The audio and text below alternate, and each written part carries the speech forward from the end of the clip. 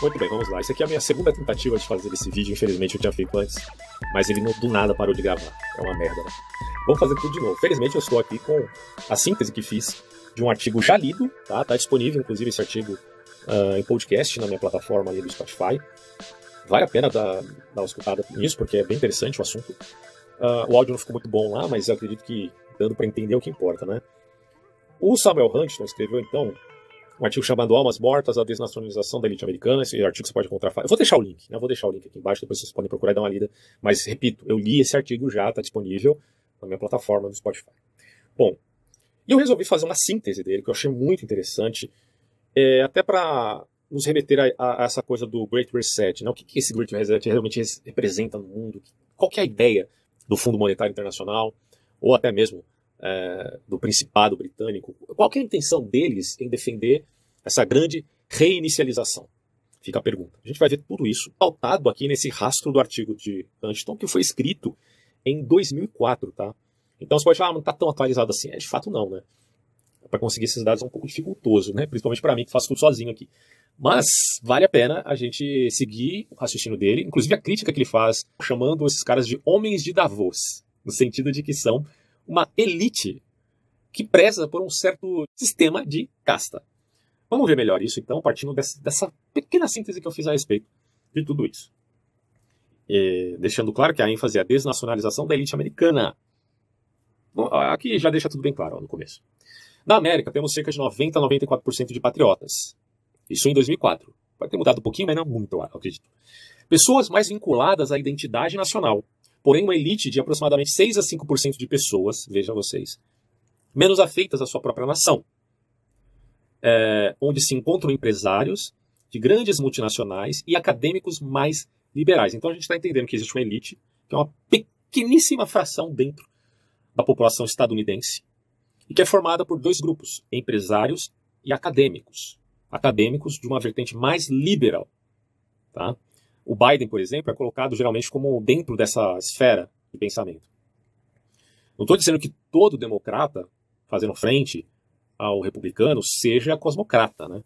Não estou falando isso. A gente não pode fazer asserções muito universalistas, exageradamente, né? Mas me parece que alguns até defendem, inclusive o Biden, se não me engano, ele não é tão contrário assim à ideia, por exemplo, do Great Reset. Lá no Canadá também se defende muito esses ideais. Vários outros países, na verdade. E eu estou falando dos governantes, tá? Porque há uma polêmica muito grande se a classe governante, que prioriza pela ideia de Estado-nação, daria aval no concurso dessas ideias pautadas agora numa relação, uma grande coalizão entre empresas multinacionais, aquelas que têm lucros bilionários aí, né? Organizações civis e estados. Se eles optariam por essa tal coalizão como uma frente para governar o mundo e seus problemas, tendo uma diretriz pautada nessas três frentes, né? Para governar o mundo e lidar com os problemas do mundo e não só das nações, porque há de se admitir aqui problemas relativos ao planeta como um todo, dirão eles, enfatizando esse dado. Vamos entender tudo isso. Vou dar uma pausa aqui no argumento do Huntington para a gente ver essa questão das escolas de pensamento em ciência política, que eu acho que vale a pena a gente discutir também um pouquinho. Por isso que eu coloquei aqui no gráfico. Você tem os realistas, os liberais, os construtivistas e a teoria crítica. Claro que deve ter mais, mas eu coloquei aqui os mais importantes. Então, do ponto de vista até me lembro aqui que meu professor, que está lá na faculdade, para quem não sabe, eu sou formado em filosofia, o professor de política era um petista. Não estou criticando o cara, dizendo que ele foi desonesto, de forma alguma. Ele foi muito honesto assim, nas notas, né, no acompanhamento das discordâncias. Mas que ele tinha um quê de doutrinador, ele tinha, cara. Todo o respeito que eu tenho aí, o professor, não vou citar o nome dele aqui, mas me parece que ele tinha aquela pegada, tipo, os mais novos aqui a gente pode fazer um grupo à parte para falar de determinados assuntos. Enfim, né? Eu só estou comentando isso porque essa fase foi bem engraçada ali, porque a gente discutia muito. Bom, e ele falou muito dos realistas, ele até colocava o Maquiavel como um realista, né? Só que isso é um tanto anacrônico, porque não dá pra gente ter essa chave de um pensamento de ciência política que é pós-Guerra Fria e tentar encaixar isso com o Maquiavel, com Thomas Hobbes ou com outros. Podemos dizer que eles tiveram essa proximidade, talvez, né? Com essa ideia de uma política realista, como de fato é, e não idealista, como supostamente seria a de Platão, de Tomás de Aquino, entre outros. Mas enfim. E eu coloco aqui, ó, o sistema internacional seria uma anarquia. Inclusive tem o professor da internet aí, professor Roque, ou Rene, acho que o Roque é as primeiras letras do nome dele. Eu gosto muito de assistir as aulas dele, é muito interessante. E ele tem essa visão aqui, né, de dizer que o sistema internacional seria uma anarquia. Daí ele não concordar com essa ideia de globalismo. Não sei se vocês já viram um vídeo onde ele fala sobre globalismo. Acho muito interessante isso. Mas vamos voltar ao tema aqui para não se dispersar. Realistas. É uma pegada que tem um caráter mais objetivo no que concerne a relação entre os países. E o Huntington geralmente é colocado, até onde eu entendi, como um cientista político de orientação realista, certo? Inclusive é ele que faz crítica ao Francis Fukuyama, né? Quando o Rock fala muito isso, né? Quando o Francis Fukuyama diz que em via de ter acabado a Guerra Fria, agora a gente estaria com um país vitorioso. Esse é como que, entre aspas, o fim da história. Sem considerar que haveria, a partir disto, uma guerra de civilizações apontada pelo Huntington, que, se não me engano, teria até sido mesmo professor do Fukuyama. Algo assim, eles têm uma relação aí. E que parece, evidentemente, após o que aconteceu no 11 de setembro, em 2001, ficou comprovado, pelo menos em parte, essa tese do Huntington, que eu, sinceramente, bicho, eu até acho válida essa tese do Huntington de choque de civilizações, mas eu tenho algumas críticas aí. Ele coloca 9 civilizações, cara, sei lá, né? Enfim. Mas ele é colocado como realista. E liberal, a escola liberal? Aí você tem o Fukuyama também, né? Dentre outros. E aí eu coloco aqui, ó, o sistema internacional não seria puramente anárquico. Porque ainda que se admita o Estado, nação, não se pode menosprezar o papel das organizações internacionais. E esse papel ele tem uma certa reciprocidade, certo? Não é unilateral os Estados em relação às organizações internacionais, como aparentemente dá a entender o Rene, né? Mas também as organizações internacionais influem nos governos nacionais. E parece que isso tem acontecido mais do que se poderia esperar. E destaca-se aqui a ONU, o FMI e o Banco Mundial. Evidentemente a ONU, a Organização das Nações Unidas, que é a mais importante. O FMI, que é o Fundo Monetário Internacional, que é evidentemente filiado à ONU, assim como o Banco Mundial. Aliás, o FMI e o Banco Mundial, eles passaram a existir por conta do pós-guerra. Porque imagina só, a Primeira Guerra Mundial foi um desastre. Só que o pós-Primeira Guerra Mundial foi um desastre, talvez, nas mesmas proporções. Porque foi crise atrás de crise. Até então, você tinha um padrão ouro, certo? Começou a Primeira Guerra Mundial, os caras começaram a imprimir moeda, quebrou aquela questão do padrão ouro, toda aquela dinâmica foi dissolvida, porque era necessário você ter muito dinheiro para investir na guerra, na tecnologia militar. E aí, para voltar para o padrão ouro, era um problema. Bom, daí você já tem uma grande crise, certo? Que tem o seu estopim em 1929, que é a crise, o crash, né, mundial, a crise econômica mundial. Os Estados Unidos conseguiu ainda dar uma segurada ali naquela época, porque ele representava o maior fornecedor de produtos para o mundo inteiro, porque a Europa, meu amigo, estava em frangalhos, total, né? Até os países vencedores estavam ruins. Imagina os perdedores. Por isso você tem, mano, quando você olha para uma Alemanha da vida e uma Hungria da vida, depois da Primeira Guerra Mundial, você está vendo países derrotados, destruídos economicamente. Então o surgimento de uma coisa ruim ali não é para a gente se surpreender. O sentimento revanchista que existia na Alemanha também não é uma surpresa. Tudo bem, o nazismo ele tem influências ideológicas no idealismo alemão, que reverbera no Sturm und Drang, no romântico no ponto de vista da escola de pensamento filosófico. Mas também tem uma coisa pautada no contexto do pós-guerra. Tá? E a Segunda Guerra Mundial seria também um grande problema. E enquanto ela estava acontecendo, os aliados, porque de um lado você tem os aliados, e do outro lado você tem o eixo do mal, que é a Roma-Berlim, certo? Alemanha, Itália, de Mussolini, o Japão também estava incluído aí. E do outro lado você tem os aliados. Só que nos aliados você já tinha uma bifurcação ali. De um lado você tinha os países capitalistas, e do outro lado você tinha os socialistas, vide a União Soviética, que fazia parte dos aliados, de algum modo. A União Soviética, ela venceu a guerra, se a gente for ver, na Segunda Guerra Mundial. Só que ela não participou da formação do FMI e nem do Banco Mundial, porque isso aqui fazia parte dos países capitalistas, encabeçados, evidentemente, pelos Estados Unidos. Por isso que foi feito o Bretton Woods, né, nos Estados Unidos, né, evidentemente. Só que no Bretton Woods você tinha também uma divisão entre britânicos e estadunidenses. De um lado você tinha como é que era o nome dele, meu Deus? Dexter White, e de outro lado você tinha o Keynes. Dexter White representando uma visão americanizada para o Bretton Woods e o Lord Keynes representando a visão britânica. Prevaleceu a visão do Dexter White. Tá? Foi formado o FMI em vista de auxiliar os países em crise, com crise econômica, e o Banco Mundial em vista de ajudar os países com problemas de infraestrutura pós-guerra. Então isso aqui aconteceu, meus amigos, em 1944, Bretton Woods. Enquanto estava rolando a guerra, os caras já estavam pensando lá na frente. Porque eles tiveram a experiência da Primeira Guerra Mundial. Foi um desastre. Fora as doenças, tudo de ruim que veio, né, por conta da guerra, você tinha uma crise econômica colossal. Aí os caras pensaram, o mundo não vai conseguir sobreviver assim, de uma forma organizada, anarquicamente sim, mas organizada, se a gente não fizer alguma coisa. Então vamos pensar lá na frente, como é que vai ser o capitalismo? Vamos ter um novo padrão ouro. Aí os caras pensaram, vamos fazer um padrão dólar-ouro. Por isso que o Dexter White prevaleceu a ideia de que o dólar seria a moeda padrão. Se não me engano, era 35 dólares a cada 1 grama de ouro. Acho que é uma coisa assim. Depois vocês procurem estudar um pouquinho a respeito do Bretton Woods, é bem interessante. E aí foi formado o FMI e o Banco Mundial, quase que simultaneamente a ONU, né? Mas aí já tinha a ideia do Bretton Woods antes. Bom, e a ONU representava os países vencedores, que eram os aliados ali, certo? Então, quando a gente entende isso, a gente começa a compreender todo o contexto que reverbera até hoje. Apesar do Bretton Woods ter parcialmente caducado, podemos dizer assim, em 1971 até 76, mais ou menos, por conta da dificuldade dos Estados Unidos em manter essas regras, já que os Estados Unidos começou a imprimir muita moeda por conta da guerra do Vietnã também. Isso gerou um problema inflacionário e de maior liquidez do dólar. Foi um momento assim, muito complicado. E aí, unilateralmente, os Estados Unidos quebra essa questão do acordo do Bretton Woods, da relação dólar-ouro. Tá? Bem interessante. Só que quando você se volta para os liberais, agora do ponto de vista geopolítico, não necessariamente econômico, tá? Tem uma visão aqui mais do tipo Francis Fukuyama. Você vai começar a compreender que as coisas não são puramente anárquicas, não. Porque agora essas organizações internacionais, elas têm agido profundamente nos Estados-nação, ao ponto de, dizem alguns, minimizar as soberanias nacionais.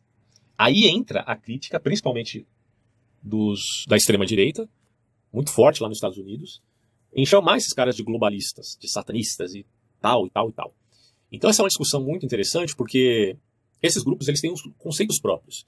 E quando você pega um cientista político que estudou o assunto e olha para os caras falando sobre globalismo, satanismo, ele já vai meio que olhar atravessado, porque eu não sei do que vocês estão falando. Claro que você não sabe, você está usando conceitos diferentes dos deles. Só que, cara, o problema é que você não pode confundir o conceito com a coisa mesma. Uma coisa é a palavra, outra coisa é a coisa, né? Certo? Sendo redundante aqui. A coisa tá ali, a palavra tá aqui. O que importa é o dado concreto, meu amigo. É isso que importa. E se você desconsidera o dado concreto a favor apenas do conceito, da sua disciplina, que, vamos combinar, é um recorte da realidade, você, para entender essas coisas, tem que ter uma visão um pouquinho mais abrangente, né? Pelo amor de Deus. Então, assim, não nego que há conspirações exageradas de alguns teóricos. É a chamada teoria da conspiração, que é como que sinônimo de maluquice, loucura, enganação, tá? Eu não nego que existem exageros, sim. Por isso que eu coloco no meu vídeo sobre cosmopolitismo um problema seríssimo entre uma visão nacionalista exagerada, o ultranacionalismo. Porque se a gente for ver o nazista, ele tinha uma visão imperialista, nacionalista, certo? Eles eram nacionalistas? Sim. Mas eles também eram imperialistas. Eles queriam impor a sua visão de mundo para o resto do continente europeu e para os demais países posteriormente. Fazendo Reich de 1000 anos.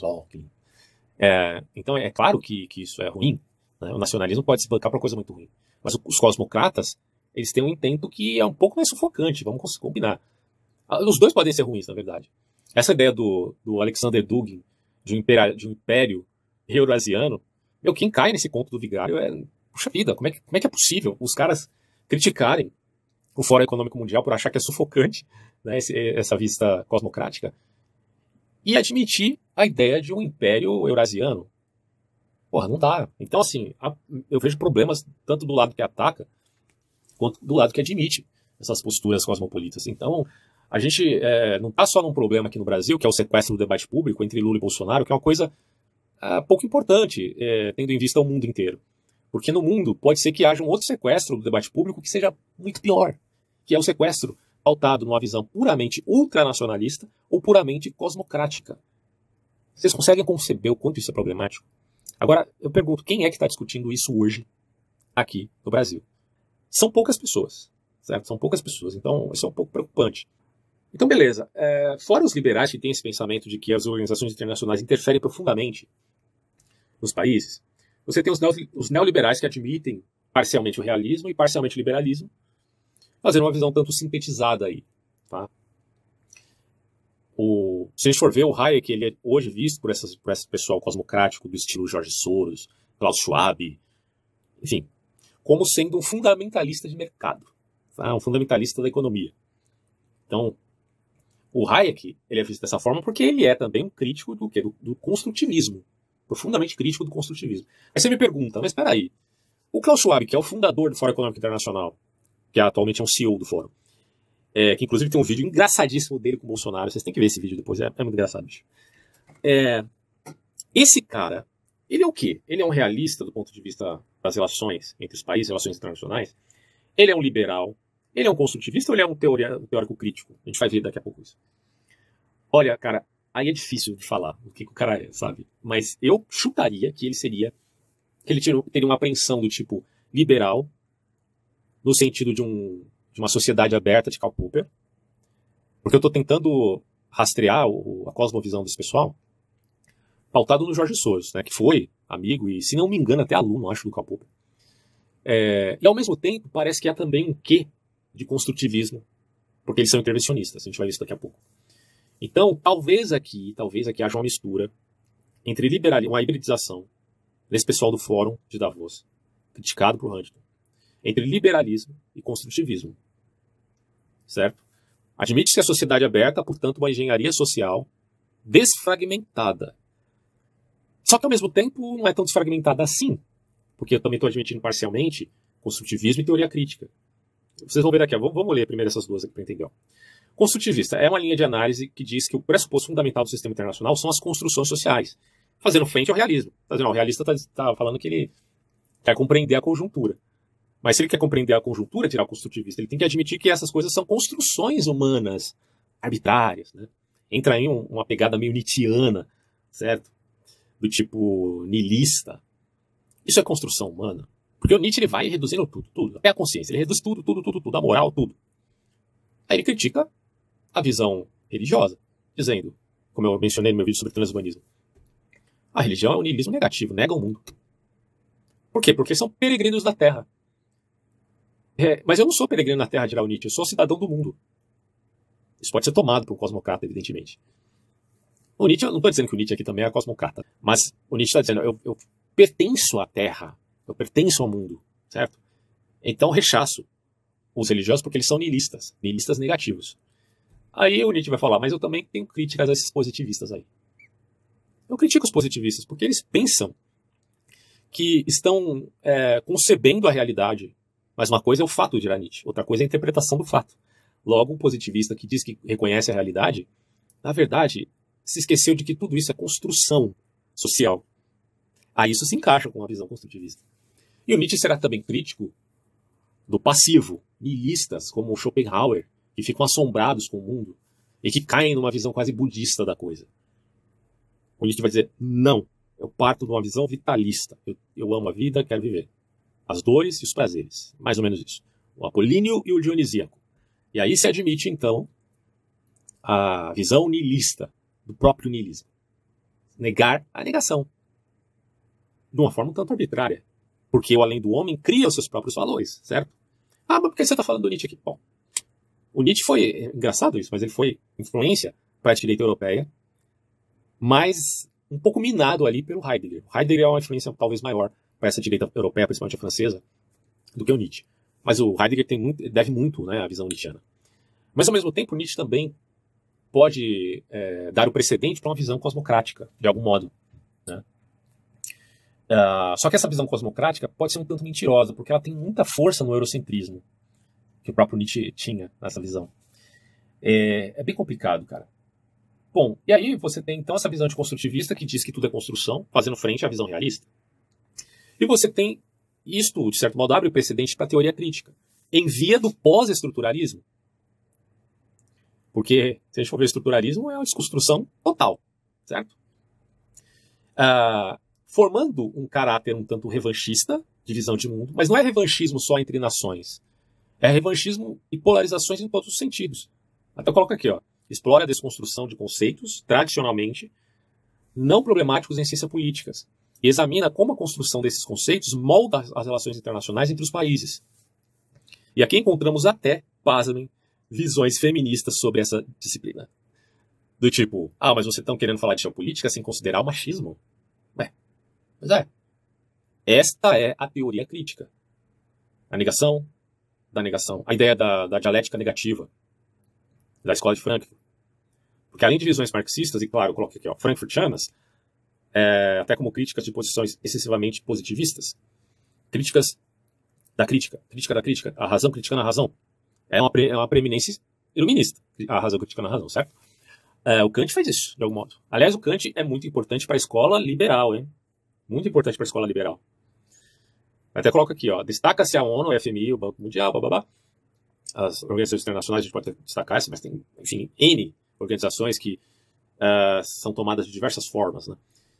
Mas o ensaio Paz Perpétuo do Immanuel Kant, 1795, é geralmente uma inspiração para esse tipo de análise, onde se postula que os estados, com o tempo, por meio de uma maior cooperação política e econômica, se assemelharão a uma visão, a uma federação internacional. Aquela coisa do federalismo global, tá? Então, a posição liberal, ela pode ter essa perspectiva de plano de poder, vamos colocar assim, né? De aumentar a questão da tolerância, porque eu já estou obediando aqui as guerras religiosas, certo? Então eu posso tornar isso mais abrangente em relação ao mundo, ao ponto de fazer o mundo se tornar liberal, permitindo liberdades individuais contra todo tipo de ditadura. Só que, por conta do enfrentamento com grupos mais reacionários, há necessidade de você ter agora uma perspectiva mais construtivista e mais pautada na teoria crítica, que é a dialética negativa. Aliás, eu sempre falo isso, né? Que o primeiro cara a usar a dialética negativa do Theodor Adorno não foi o Theodor Adorno, foi a serpente do Éden. Porque quando a serpente do Éden vai falar para Eva do fruto, do bem e do mal, você tá maluca? Por que Deus não deixou você comer o fruto? Pô, se você comer isso aí, você vai se tornar Deus. Ele tá com conversa fiada aí, minha filha. Vai lá, vai fundo, come a fruta. Criticando a ordem, repensando, procurando chifre em cabeça de burro, pelo em ovo. Tudo bem, eu estou usando aqui de uma retórica religiosa, eu sei que a maioria desse pessoal não vai aceitar jamais isso, nem acreditam, mas sim, pretendo fazer um vídeo mais detalhado sobre dialética negativa e teoria crítica. Eu já tenho um vídeo sobre a escola de Frankfurt, mas vale a pena a gente falar um pouco mais sobre dialética negativa depois, para entender o que significa, né, enfim, essa tal politização correta, né, o politicamente correto, e também a prática do cancelamento na internetiano, que vamos colocar assim, o fruto disso. Né? Isso, a teoria crítica reverbera no cancelamento internetiano que existe por aí. A gente pode falar disso posteriormente. Bom, então vocês já entenderam, né? Eu só falei dessas escolas de pensamento aqui dentro das ciências políticas, porque se você tomar a coisa apenas do ponto de vista do realismo, acreditando que o sistema nacional é anárquico, como faz o professor Roque, fica difícil de você olhar para essa coisa de globalismo e não achar que isso é uma besteira completa. Tá? Mas se você admite que as organizações internacionais de fato têm agido profundamente ao ponto de minar as soberanias nacionais, né, dos estados, aí você pode olhar isso com mais cautela. Né? Por isso que eu falei dessas escolas de pensamento, que são fundamentais para a gente entender toda essa conjuntura. Ou como você vai olhar para elas de acordo também com alguns conceitos pré-estabelecidos aí. Mas lembrando, temos que dar valor mais para a concreção, do que a concreção está nos apontando. Tá? Bom, e voltando para o Huntington, das abordagens transnacionais, nós podemos considerar no mínimo 3, segundo a visão desse autor. Universalista, econômica e moral. Da universalista, você tem um nacionalismo imperialista, que é aquela crítica que a esquerda faz aos Estados Unidos, de vê-los como imperialistas. Por quê? Porque eles estão impondo sua cultura ao resto do mundo, inclusive por meio dos filmes, enfim. Mas também por força militar. Outro grupo é o econômico, a ideia de hiperglobalização, burguesia para a esquerda, certo? Os grandes acionistas, as transnacionais, as multinacionais. Agora querendo fazer parte de um poder político. Como pode, né? Uma multinacional querendo fazer parte de um poder político. Pois é. Muitos desses empresários, eles estão muito mais próximos das suas empresas do que da sua nação. Por isso que eu coloquei aqui, né? Elite de 6 a 5% de pessoas se veem como representados mais pelas suas empresas do que pelo seu povo, pela sua nação, certo? Então essa aqui é a classe, ou podemos colocar elite econômica, certo? Burgueses, grandes acionistas, etc. E você tem o C, que é a moral, tá? são os cosmopolitas. Eles condenam o patriotismo, o nacionalismo e o fundamentalismo de mercado, que é o neoliberalismo. É bem engraçado isso, né? Porque eles já estão partindo de uma sociedade aberta, que tem uma vinculação com o liberalismo. Só que eles criticam o neoliberalismo em vista de uma síntese do liberalismo com o realismo. Só que a síntese desses caras aqui da moral ideológica, progressista, é outra. É a síntese entre o construtivismo e o liberalismo. Você vê o Hayek da vida tentando fazer uma síntese do liberalismo, o neoliberalismo, como você quiser. O neoliberalismo geralmente é utilizado muito de uma forma pejorativa, né? Não sei como é que é. Mas, enfim, é só a forma didática aqui. Você vai pegar o Hayek da vida, ele está tentando pensar coisas do ponto de vista também um tanto realista aí, né? Porque o Popper, o que o Popper era? Ele era um crítico do positivismo, apesar de ser dado como positivista. O Theodor Adorno tem um debate muito interessante, alguns artigos disponíveis inclusive na internet, entre um debate que ocorreu de fato entre Theodor Adorno e Karl Popper. Karl Popper, admitindo a sociedade aberta, sendo crítico da ciência, indutivista ingênua. É engraçado, cara, o que você mais vê aqui na internet são indutivistas ingênuos. A maioria dos canais de ciência que você tem aqui no YouTube, com perdão aqui do exagero, talvez tenha muitas exceções aí, mas enfim, os que eu conheço, boa parte deles, grande parte deles, são indutivistas quase ingênuos. Eu não vou dizer que são totalmente ingênuos porque é muita grosseria, certo? Por isso o meu apelo a vocês lerem o livro do Alan Chalmers, O que é Ciência. Leiam esse livro, vai abrir a cabeça de vocês sobre essa questão. A maioria desses caras estão defendendo ainda o indutivismo, sem considerar a filosofia da ciência, só admitindo a sua ciência em particular. Eles têm um conhecimento extraordinário na sua disciplina.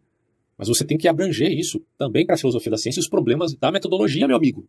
Se você não abranger a coisa para o problema metodológico, você não vai entender realmente o argumento de quem critica o cientificismo, embora seja a favor da ciência. Certo? São coisas completamente diferentes. Então, mas voltando aqui.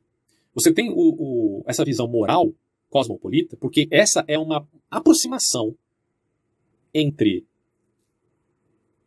o construtivista e o liberal. Tá?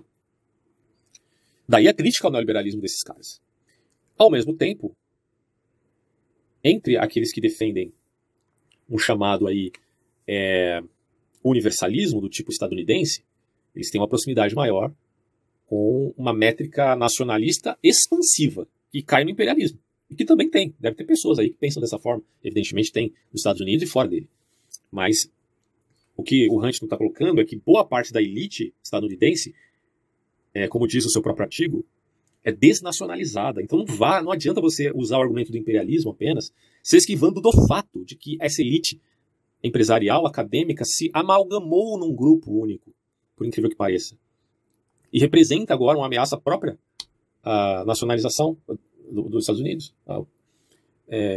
Isso aparece profundamente nos liberals estadunidenses, porque o liberal estadunidense é diferente do liberal econômico.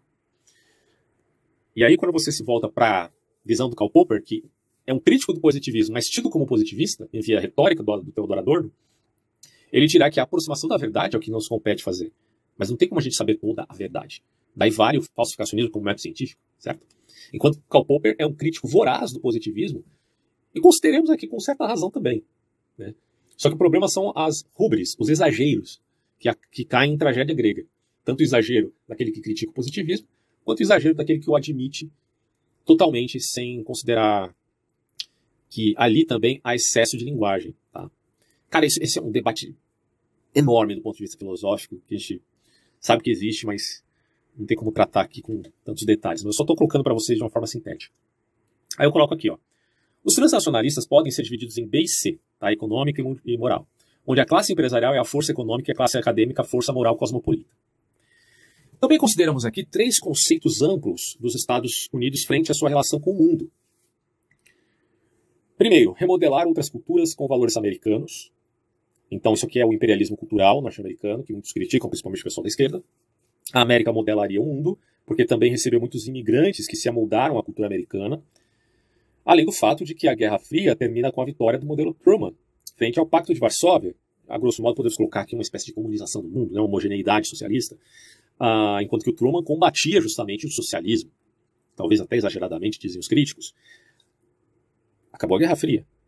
Fukuyama vai dizer, então, é como que acabar a história, que tem uma grande trajetória aí. Porque quando ele fala de história, ele está se referindo, poxa, a gente tem uma longuíssima história, que vai desde o iluminismo, né, que remonta, na verdade, muito antes, das transformações, das conjunturas, das escolas de pensamento, das mudanças de ideias, das visões de mundo, até chegar no século XX, onde a gente vai tentar fazer uma mecanização das ideias na prática política. Isso desemboca em totalitarismo. E tem todos esses problemas até a gente acabar com a Guerra Fria, certo? E a grande bifurcação, quando a Rússia admite fazer uma reforma neoliberal, coisa do tipo, aí a guerra acabou. A história como que acaba. Mas ela nunca acaba, ela continua, certo? Então, essa ideia de imperialismo cultural é o grande mote dos grupos terroristas, principalmente muçulmanos do Oriente Médio, e da esquerda. Por isso que a esquerda muitas vezes se identifica com os grupos terroristas, por que pareça, do Oriente Médio, porque elas estão olhando tudo pela pauta do imperialismo. Né? O que não é uma coisa nova. Quando você vê um partido comunista do Brasil dando parabéns porque o Talibã reconquistou o poder no Afeganistão, porra, quando você vê o PT querendo negociar com o Hamas no passado, negociar com Ahmadinejad lá no Irã, um xiita, aí você começa a compreender, aí fica tudo claro para você, né? Porque eles estão contra o grande Satã, que se chama imperialismo norte-americano. Que, inclusive, o Alexander Dung, que também tem um mote um tanto imperialista, do tipo agora eurasiano e não atlantista, porque ele faz uma crítica ao atlantismo, apesar do atlantismo, bom, você vai falar da OTAN, é uma junção de Estados Unidos e Canadá, se não me engano, com vários países europeus, né? E o eurasiano tá fazendo frente a isso. Mas ele também não tem uma visão imperialista. Porra. Por isso que eu falo, cara, como é que você quer criticar o Fórum Econômico Mundial, os cosmocratas, admitindo essas ideias do tipo quarta teoria política do Alexander Dugin? Não dá, pra mim não entra na minha cabeça, sabe? E tem gente que faz isso, cara. Tem gente que defende. Eu sinceramente acho um grande absurdo. Um grande absurdo. Né? Tem muitos autores que pensam assim, que defendem essas ideias. Tem até um autor do livro chamado Clube Bilderberg, que ele faz essa denúncia, ele tem vasta documentação. E é bem interessante todas as análises dele. Inclusive ele faz uma crítica ao transhumanismo muito interessante no livro. Só que ao mesmo tempo, ele tem meio que um vínculo ali, meio esquisito, com essas visões de mundo do Dugin, cara, que eu fico com o pé atrás. Eu peço a vocês, tomem cuidado, porque nem sempre o inimigo do seu inimigo será seu amigo. Tá? Essa visão, às vezes, pode ser muito simplista, meus caros. Bom, mas vamos continuar aqui. Essa visão imperialista, tá? De outro lado, você tem aquela coisa do se esforçar para manter a cultura americana distinta da de outros povos, que é uma admissão do nacionalismo com relação de caráter econômico global. Isso aqui representa uma visão nacionalista que eu julgo saudável. Tá? Inclusive o Huntington vai dizer que o nacionalismo ele tem vínculo com a religião, porque a religião ela estrutura a cultura. Na verdade, estrutura a civilização como um todo. Então, é lógico que o nacionalismo e a religião estarão muito próximos. Só que o cristianismo ele tem algo a mais porque ele dá uma abertura maior para o mundo, já que ele tem essa visão de peregrinar sobre a terra. Não significa negar o mundo como Nietzsche falava, né? De você negar a vida, tudo. É você que está falando isso, né? Você está usando o espantalho do radicalismo em via de avaliar o cristianismo como um todo, sem considerar que o cristianismo também fala do mundo, fala dos poderes do mundo, fala das relações com o seu próximo. O cristianismo só está dizendo que você não vai viver para sempre, só isso. Diferentemente do transhumanismo. Tá? Quando você fala, então, de um nacionalismo que é saudável, é de dizer, uma coisa é os Estados Unidos, outra coisa é o mundo. Isso na ótica dos americanos, certo? Como a gente está se apropriando dessas ideias pautadas nesse contexto. Você não pode exigir que o mundo seja igual aos americanos. Eu também não posso exigir que os americanos sejam igual ao mundo. Como propõe a terceira parte aqui, que é abrir o seu país para outros povos e culturas. É o multiculturalismo de valores cosmopolitas. Uma sociedade aberta, mas identificada com a instituição do que o nacionalismo. O mundo modela a América. Você vê que no imperialismo americano, os Estados Unidos modelam o mundo. Agora aqui, é o mundo que modela a América. É uma coisa meio... Podemos colocar assim que não é uma relação unilateral, né? Mas é uma reciprocidade, um aculturamento entre Estados Unidos e mundo. Acho que essa é a grande síntese, certo? Mas a grande síntese, de qualquer modo, vai recair nessa postura do multiculturalismo. Vai recair nessa ideia cosmocrática. E daí a gente entra, portanto, nessa questão aqui do Great Reset. Vamos lá, para terminar. Os organizadores do Fórum de Davos, né, porque aí o Huntington vai chamá-los de homens de Davos de uma forma pejorativa, entre outras coisas, deixam transparecer o interesse de recriar a ONU. Não é, na verdade, recriar no sentido assim, reformar, né? Tornando uma espécie de organização das Nações Unidas no sentido público-privado de caráter supranacional. Evidentemente que a ONU ela tem um caráter supranacional, lógico. Só que a ONU é a representação máxima dos países, beleza? Só que aqui, agora, a gente identificaria 3 atores fundamentais, e não só o Estado-nação. E nós teríamos o governo nacional, os governos nacionais, as grandes corporações transnacionais e as organizações da sociedade civil. Aí você pergunta, caramba, você está dizendo que as grandes corporações multinacionais querem fazer parte disso, dessa coalizão? Sim, mas por quê? Porque eles não vão ter problemas com várias intervenções dessa federação, coloquemos aqui. Sim, terão, mas a gente vai entender isso. Ó.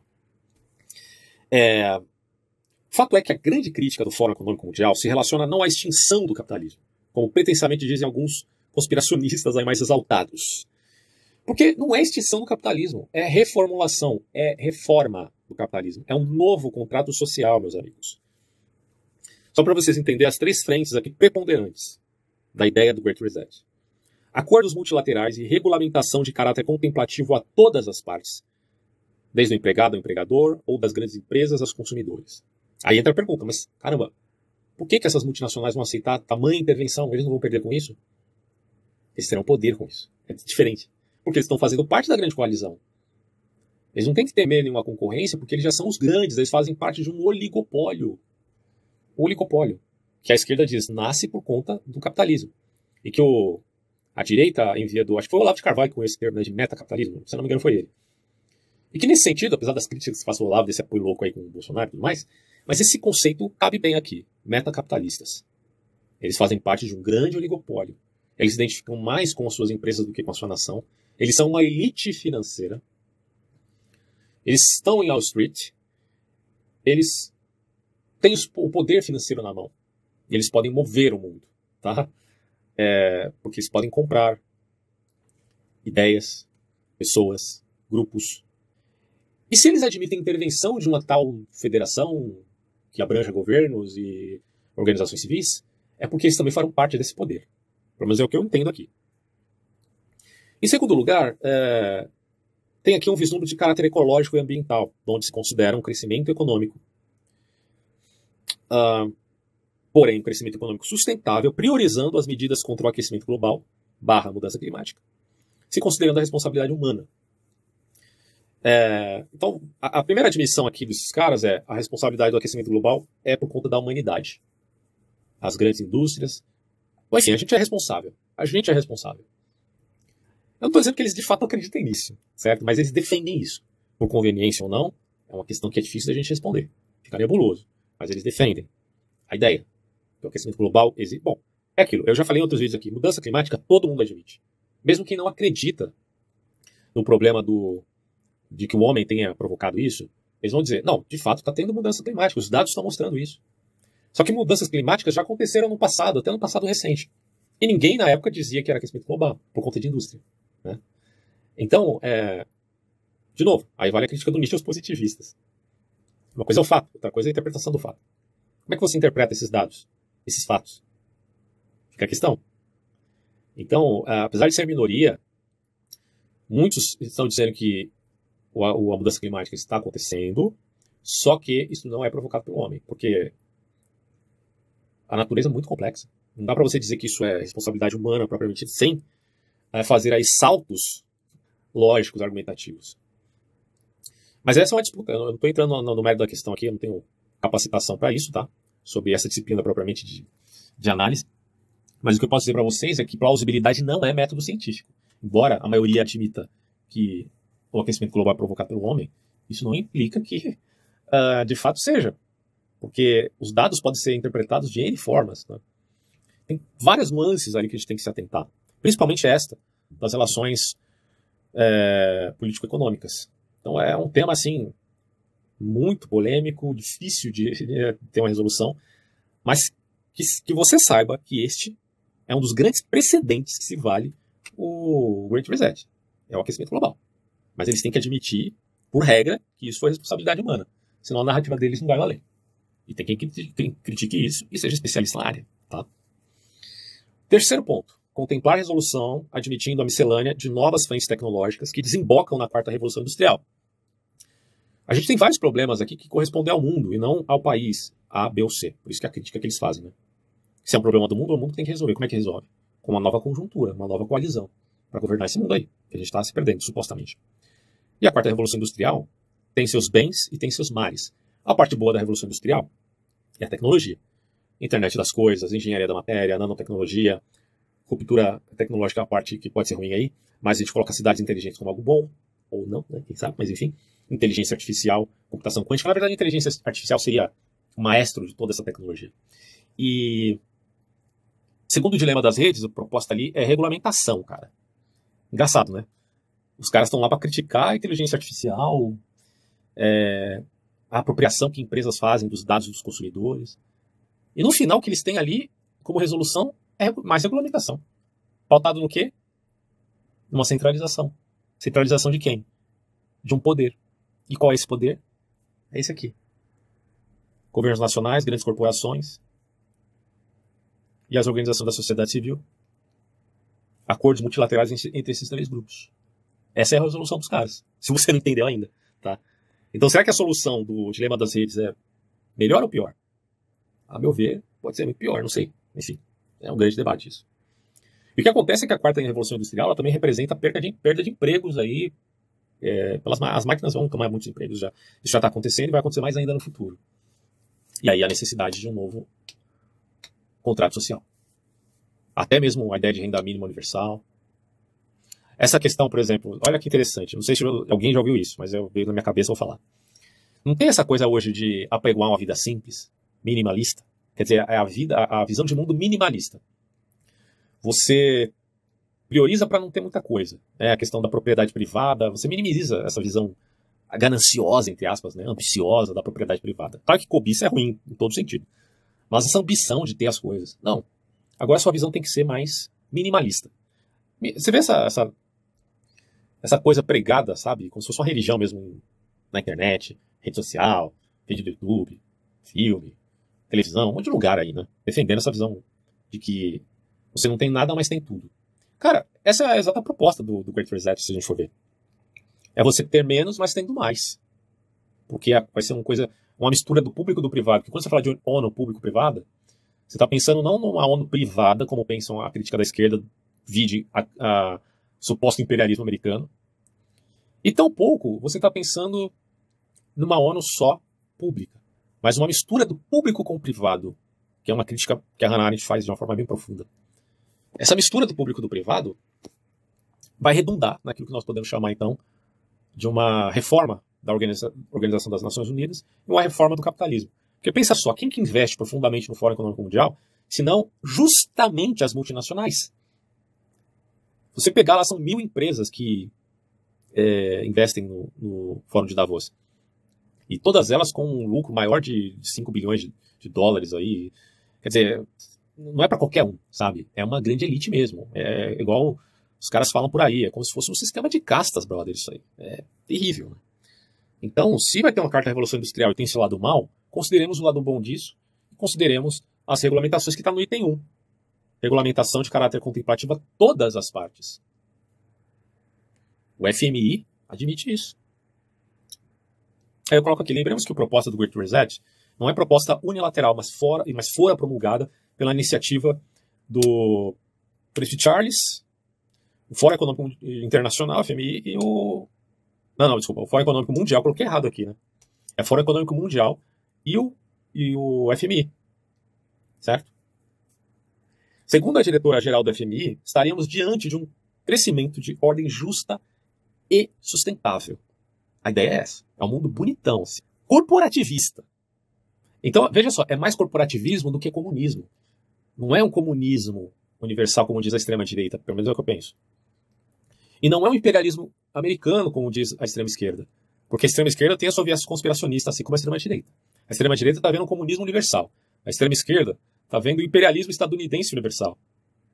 Mas o que eu estou vendo aqui é um novo contrato social pautado, como diz Huntington, por cosmocratas, que são arbitrários. São aristocratas. São os além do homem nietzscheano. São esses caras aqui. Eles têm dinheiro e eles têm intelectualidade, cara. é a amálgama entre o poder acadêmico da nova classe, vamos colocar assim, que substitui o proletariado, né? Os novos agentes da história, porque até então a gente da história tinha que ser lá o proletariado, mas aí o proletariado não deu certo, a gente tinha o lupen proletariado para fazer a dialética negativa.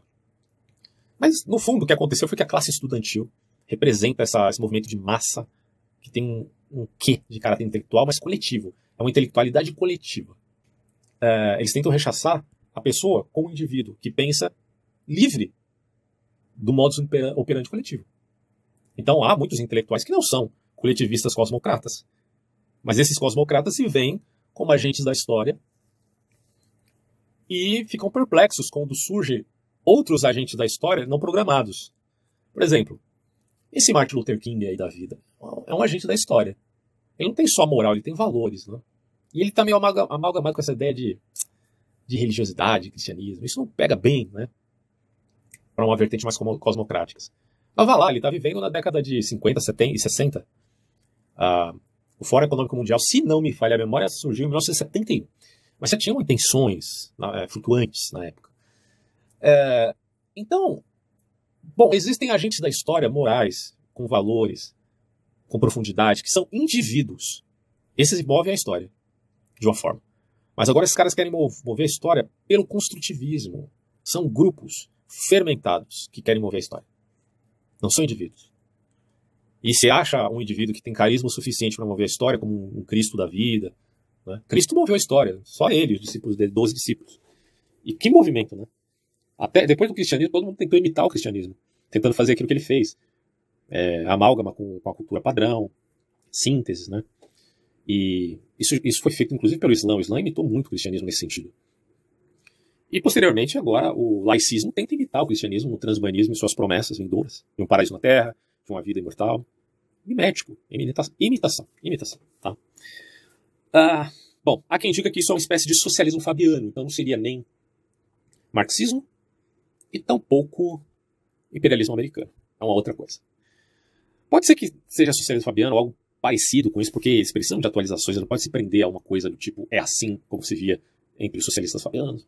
Sei lá, mas tem uma proximidade. Eu penso que tem um parentesco aí até pela tradição britânica envolvida na figura do príncipe Charles. Mas é isso, meus amigos. Bom, é o que eu tinha a dizer sobre a minha síntese e estudo a respeito do artigo do Huntington. O artigo está disponível, como eu falei, em podcast. Eu li o artigo inteiro. E aqui eu passei para vocês uma visão mais comentada, um estudo que fiz a esse respeito.